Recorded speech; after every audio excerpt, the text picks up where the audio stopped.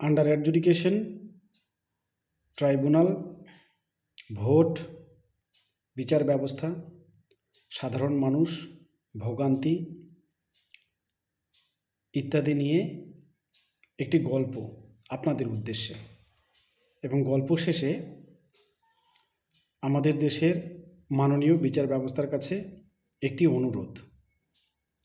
আমি দেখছিলাম দুটো ছোট ছোট বাচ্চা মারামারি করছিল। একজন আরেকজনকে যখন একটু আঘাত করছিল, সে মা মা বলে চিৎকার করছিল।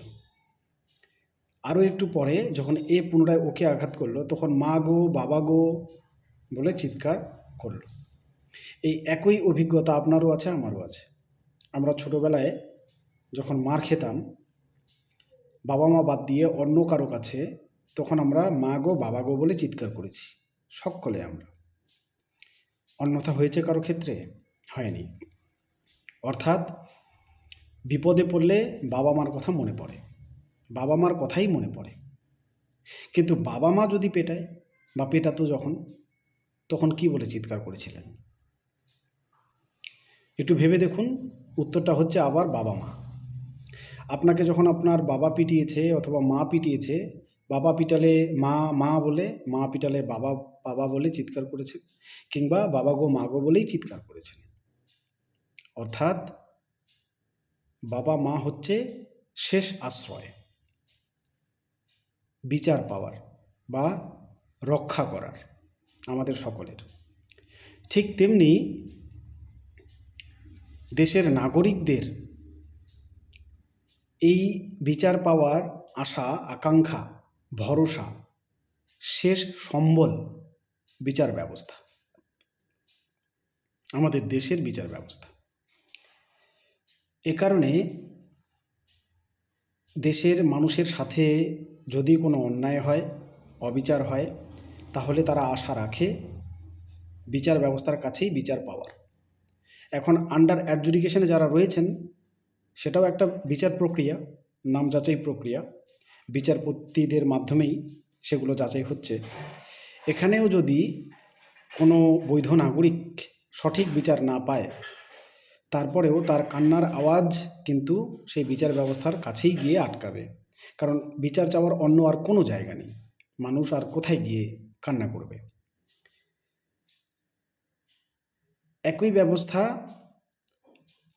অবস্থা হবে যদি ট্রাইব্যুনালে মানুষ যায়, ট্রাইব্যুনালেও যদি বিচার না পায়, তখনও কিন্তু মানুষের ভরসা একটাই জায়গা, সেটা হচ্ছে আবার বিচার ব্যবস্থা।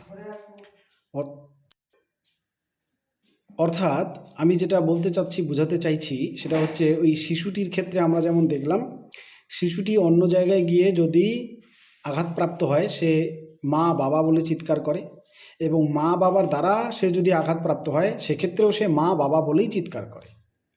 তার চিৎকারের, ভরসা করার, বিচার চাওয়ার আর অন্য কোনো জায়গা নেই। দেশের নাগরিকদেরও কিন্তু একই অবস্থা। তাই দেশের বিচার ব্যবস্থার কাছে করজোড়ে নিবেদন, আবেদন, অনুরোধ যে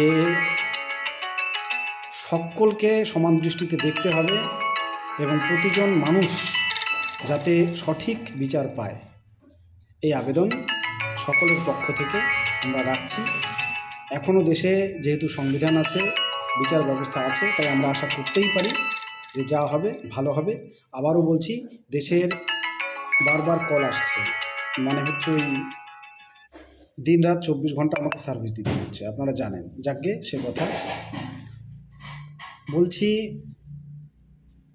বিচার ব্যবস্থা ছাড়া সাধারণ মানুষের আর কোনো জায়গা নেই, কোনো আশ্রয়স্থল নেই।